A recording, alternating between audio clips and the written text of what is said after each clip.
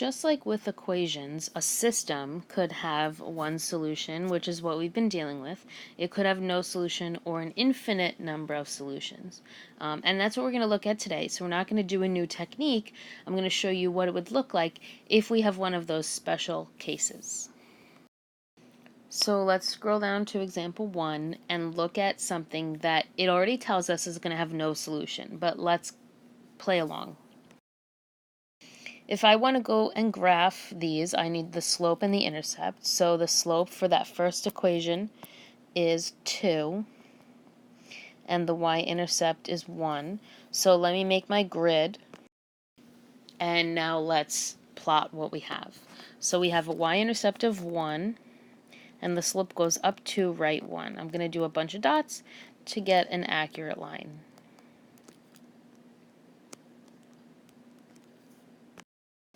Connect the dots, y equals 2x plus 1. Now let's go to the other one. The slope is 2, and the y-intercept is -5.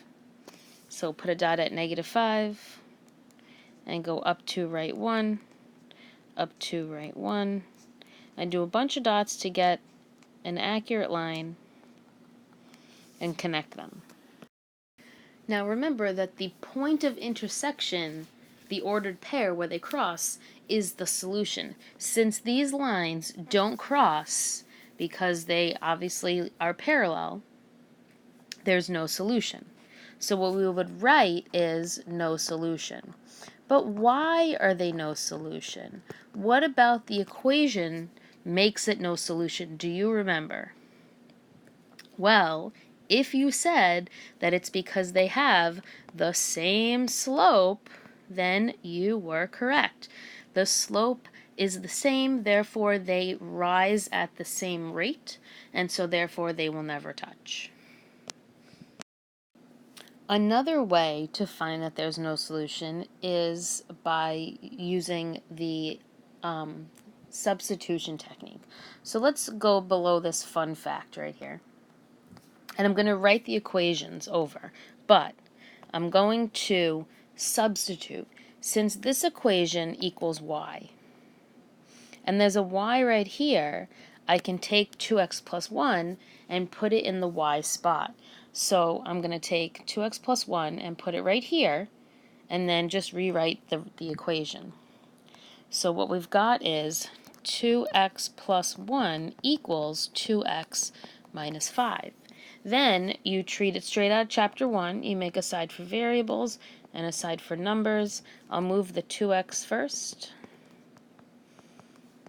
And they actually cancel on both sides, so you just get 1 equals -5, which is not true. So therefore, since this is not possible, then there is no solution, which we already know.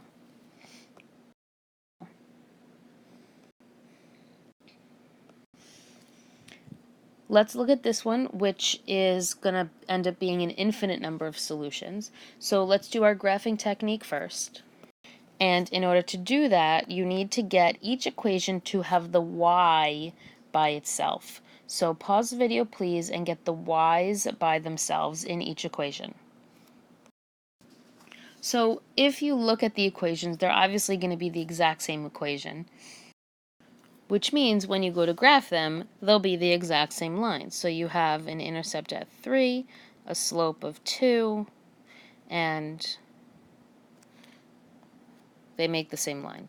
So they're just going to end up overlapping on top of each other. So when the lines overlap on top of each other, then it's an infinite number of solutions because they cross everywhere. Everywhere on the line is going to be that intersection point. But I want to show you how we can use the elimination technique to also get this answer. So what I'm going to do is I'm going to rewrite the equations just so that way I have a little more space down here. And I need to multiply by something to make them cancel. So I'm going to look at the y's, that's what I'm choosing to multiply. And if I multiply this by -2, then the top one will be a -2y and the bottom will be a +2y. So for this one, I'll end up getting 4x minus 2y equals negative 6. Then if you bring the other one over, you do your steps and you add, and you would get, oh sorry, that's a negative 4x. When you go and you add, actually everything cancels, and you get 0 equals 0, which is true, and since it's a true statement, it's an infinite number of solutions. And if you forgot that, maybe refresh your memory on all the way back in Chapter 1. All right, one more. Let's check out a word problem. Pause the video, read the story, and when you're ready, press play. So I underline my important information, and let me write the equations first before I decide what technique I want to use. So to find perimeter, you just add up all your sides. So the trapezoid is going to be 6x plus 12y equals 48. And the rectangle is going to be 18x plus 36y equals 144. So they're written in standard form, so I'm going to use the elimination technique, and I'm going to multiply this top equation by negative 3 to make the x's cancel.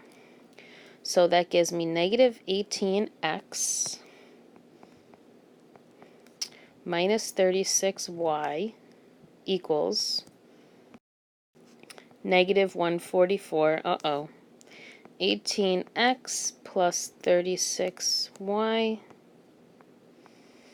equals 144. So I can already see when I go to add, everything cancels and I get 0 equals 0, which might make you freak out because it says to find the values of x and y, but the answer is that there's no way to find out the values of x and y because there's an infinite number of possibilities for x and y. So, I mean, there's no way to answer this really, other than to just say infinitely many possibilities for x and y. All right, if you have any questions, write them down and ask me when you come to class.